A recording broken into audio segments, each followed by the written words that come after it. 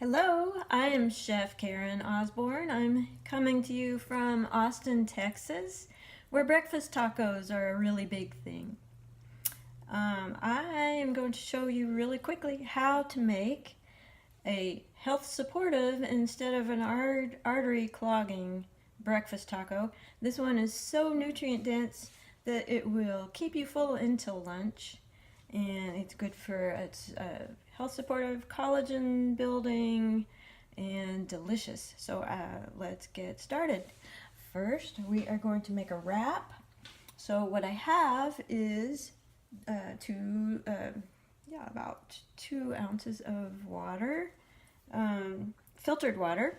So you want to make sure you're drinking filtered water, because if you're drinking fluoridated water, if your tap water is fluoridated, the fluoride gets into your iodine receptors before the iodine, and your thyroid needs iodine to work. So if you're drinking fluoridated water, if you don't have thyroid problems already, it could lead to thyroid problems. So I have a quarter cup of filtered water. I'm making one wrap.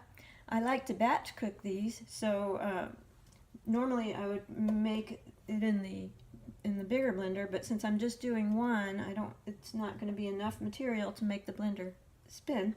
So I'm going to use my little Try Best, or you could use a Magic Bullet or any little blender that you have. And I have a couple of tablespoons of gluten-free organic rolled oats, and I'm just going to put them in to the water. And you want to make sure you're getting organic, because if you have conventional, it's probably sprayed with glyphosate. Okay, and then I have a couple of tablespoons of chickpea flour, garbanzo bean flour. I'm also going to put that in. So with the oats and the garbanzo bean flour, it's a good source, nice wrap full of protein, and helps your digestion, helps you feel full longer. I'm going to find the blade. So that's it. It's water, oats, and garbanzo bean flour. And this can be, this one's going to be a savory wrap, but you can also make it sweet. You know, for a dessert wrap, put any kind of fruit filling in there.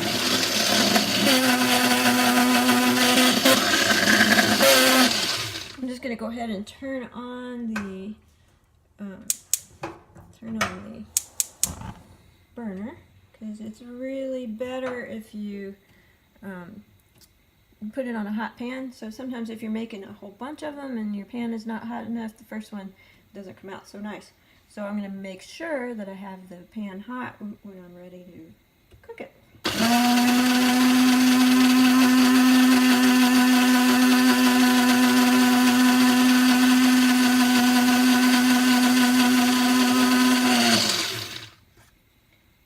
So I just blended that up, made it nice and smooth. And I have a little spatula here. Make sure I get every last drop. Alright, and then I'm just going to pour it out onto the hot pan, and we're going to get this cooking. While it's cooking, I'm going to make a sauce, a yummy, yummy, delicious sauce that will make your taste buds happy. Okay, this feels plenty hot. I'm just going to pour it on to the pan and kind of roll it around. And we're just going to let that cook while we make the sauce. Now I'm going to make enough sauce because I want to keep it in the refrigerator. So if you have these in your freezer, you can take them out however many you need, throw them on your skillet for less than a minute on a side, or put them in the oven on a piece of parchment paper for just a few minutes. But anyway, since I'm going to make this sauce, I have an orange that I have peeled, and I'm going to just dump it in. So I've left a lot of the white part on the orange, because that is very healthy for you. So if you just drink orange juice, you're only getting the sugar from the orange, and that's going to spike your blood sugar and cause other kinds of problems. But if you're eating the whole orange, you have the fiber, the vitamins, and the minerals that help your body use that sugar. So oranges are full of vitamin C, help your immune system, and actually helps you build collagen. So then I'm going to put in a tablespoon of wheat-free tamari. And if you don't use soy for any reason, got sensitivities or allergies, you can use coconut aminos. And it's going to give it a nice salty flavor. I'm also going to put, I put garlic granules in here. And that's to taste. I put about half a teaspoon. You can put more or less to your liking. And then I'm going to have ginger. And this is a microplane, which comes in really handy. You don't even have to peel your ginger. You can just grate it on the microplane. So the ginger you can put however much you like also. I'm going to turn this down just a little bit and let it continue to cook until the edges start to come up. So that pan is a scan pan, and it is PFOA free, and it's a little pricey, but it's totally worth it. You can make wraps and all kinds of things, pancakes and stuff without oil. Things come, you'll see in a second. I'll pull it right off there. I'm just going to grate about a tablespoon of ginger. And again, you could use more or less to your liking. And just drop that right in there. And then I'm going to check this. See if it's ready. It's almost ready to come up. And just kind of come around the edges. And let it go a little bit longer while I blend this sauce smooth.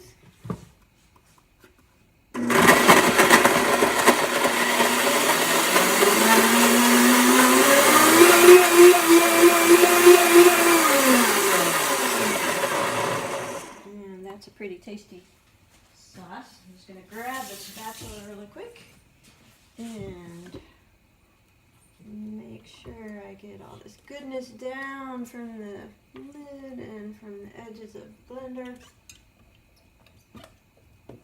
And the last thing I'm going to add to the sauce is flax seeds. And flax seeds are a really good source of omega-3 fatty acids. I'm going to grind them because if you don't grind them, they go through you whole. But I'm going to grind them in my little Tri-Best again.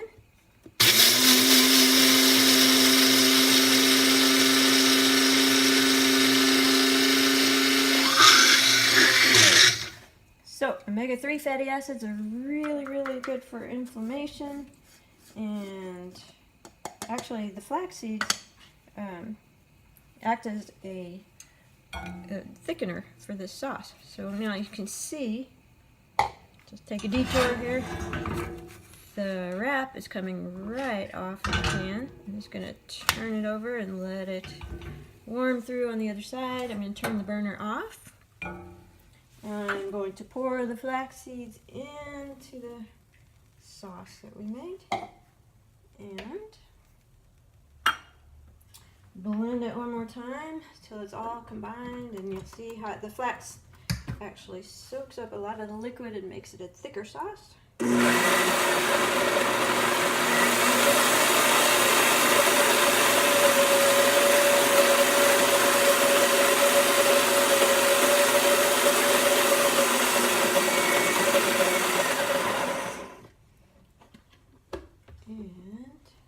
And it is ready.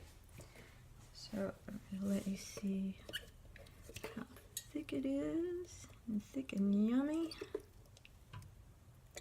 And we're going to pour it onto our filling in just a minute. So first I'm going to place the wrap, actually place it on the plate. Get rid of that.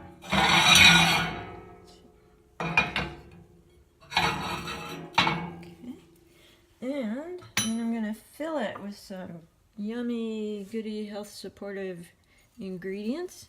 So the first thing I'm putting on here is, this where you can see it, arugula. You can actually use any kind of green that you like. I love arugula. It's a little bit spicy, a little bit bitter, and so good for you. It actually has a good omega-3 to 6 ratio. And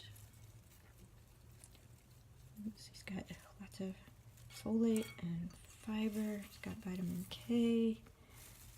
I'm going to put a whole lot. You just do it to taste. The beauty of making your own food is you can do it however you like it.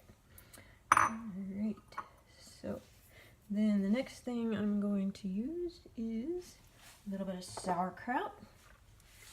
So fermented foods are really good for you. I always keep a batch that I've made in, I think you can't see this very well. Okay, so the sauerkraut has probiotics, like good bacteria, and that's good for digestion, helps your gut health. Just a couple of tablespoons, I think. And then I'm going to put, you can use any kind of bean that you would like you use any kind of green that you want. I'm putting natto. I always make natto about once a month. I make a whole month's supply and leave it in my refrigerator so I can just grab it at least once a day. And natto is the best source, the best vegan source of vitamin K2. And why is that important? Vitamin K2 actually activates a protein that carries the calcium around your body and like moves it out of your arteries and into your bones and your teeth. So it's a very good bone supportive food. And then I'm going to put some beets. I like the diced beets. You could shred them also and just keep them in your refrigerator so you can just grab them when you're ready to make one of these or anything. And the next thing, okay, so beets actually are good for phase 2 liver detox, and so they also dilate your blood vessels so it can lower your blood pressure. And that phase 2 liver detox, you want to your liver breaks down toxins and then becomes like bound to water soluble, or they're water soluble parts, and you want them escorted out of your body, and the beets help with that. Then I'm putting some dulse on top of the beets, and dulse is a reddish brown seaweed, and you can use dulse flakes, or I like the big pieces because I like the flavor. It's a real mild seaweed. It doesn't taste salty at all. It tastes salty, but it's not fishy. And it provides the iodine that our thyroids need. So that is what I put on my breakfast taco. And then I'm just gonna take a little spoon and put some sauce on top. And I'll tell you, the sauce has the sweet and the salty. So the sweet and sour, the orange is sweet and sour. You also have sauerkraut, which is going to help with the sour flavor on your breakfast taco. But the sauce has the sweet and the sour. The orange is a combination of those flavors. Has the salty with the tamari or the coconut aminos, and then it has we have the bitter. I didn't put anything bitter in the sauce, but we still, in the whole combination, we have the bitter, the natto, it's bitter, and the greens are bitter. And what else? There's one more flavor. Oh, pungent. We have the ginger, which is very pungent. So when you have that sweet, salty, pungent, sour, and bitter flavors all in one meal or one bite of something, your taste buds are so happy. And this is really a good good for your skin, good for your connective tissue, for your bones. It's collagen supportive. If you eat beans, greens, and citrus, that is what your body needs to make its own collagen. You don't need to eat animal collagen to have good skin. So anyway, here we have a nice, health supportive breakfast taco, and I hope you enjoy.